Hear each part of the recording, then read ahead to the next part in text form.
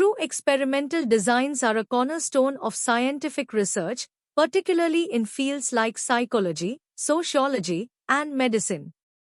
These designs are characterized by the careful manipulation of an independent variable and the random assignment of participants to different conditions. The goal is to establish a cause and effect relationship between the independent variable and the dependent variable. In a true experimental design, researchers have control over all aspects of the study, including the manipulation of variables and the selection of participants. This allows them to minimize the influence of extraneous variables and increase the internal validity of the study. One common type of true experimental design is the predisposed control group design. In this design, participants are randomly assigned to either an experimental group or a control group. The experimental group receives the treatment or intervention, while the control group does not. Both groups are assessed before and after the intervention to measure any changes in the dependent variable. Another type of true experimental design is the post-only control group design, where participants are randomly assigned to either an experimental group or a control group and are only assessed after the intervention has taken place. Overall, true experimental designs provide researchers with a rigorous framework for testing hypotheses and drawing conclusions about cause and effect relationships in the natural world. Types of true experimental designs. True experimental designs encompass various types, each tailored to address specific research questions and hypotheses. One prevalent type is the randomized control trial, RCT, often used in clinical research and medical studies.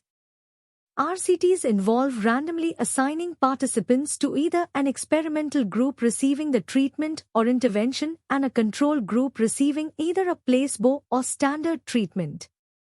By randomizing participants, researchers aim to minimize bias and ensure that any observed differences between groups are due to the treatment itself. Another type is the factorial design, which examines the effects of two or more independent variables simultaneously. By manipulating multiple variables and their combinations, factorial designs allow researchers to explore interactions between factors and their impact on the dependent variable. This design offers greater insight into complex relationships and possible synergistic effects. Quasi-experimental designs, while not fully meeting the criteria of true experiments due to the lack of random assignment, still involve the manipulation of an independent variable. These designs are particularly useful when randomization is impractical or unethical, such as in studying the effects of natural disasters or social interventions. Within each type of true experimental design, researchers must carefully consider factors like sample size, control over extraneous variables, and ethical considerations to ensure the validity and reliability of their findings. By selecting the most appropriate design for their research question and context, researchers can effectively investigate causal relationships and advance scientific knowledge. Examples of true experimental designs. True experimental designs are employed in various scientific disciplines to investigate cause and effect relationships. One example is a classic randomized control trial, RCT, used in pharmaceutical research. In an RCT, participants are randomly assigned to either a treatment group receiving a new medication or a control group receiving a placebo. By controlling for extraneous variables through randomization, researchers can confidently attribute any observed differences in outcomes, such as symptom relief or adverse effects, to the medication itself. Another example is a factorial design commonly seen in psychology research. Imagine a study examining the effects of both exercise and diet on cognitive function. Participants might be randomly assigned to one of four groups: exercise only, diet only, both exercise and diet, or neither.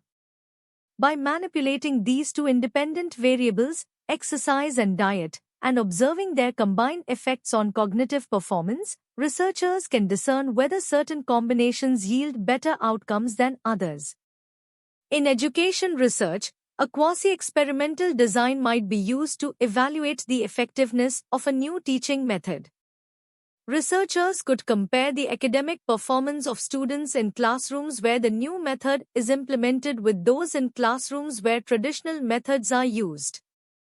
While random assignment may not be feasible due to logistical constraints, careful selection and matching of participants can still yield valuable insights into the impact of the intervention.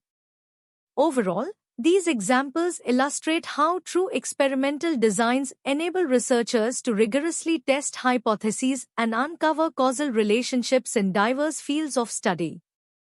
Limitations of true experimental designs. While true experimental designs offer robust methods for investigating cause and effect relationships, they are not without limitations. One significant constraint is the potential lack of ecological validity, meaning that findings may not generalize to real-world settings. True experiments often occur in controlled laboratory environments, which may not fully capture the complexity and nuances of natural settings. As a result, the applicability of findings to everyday situations may be limited. Another limitation is ethical considerations, particularly in studies involving human participants.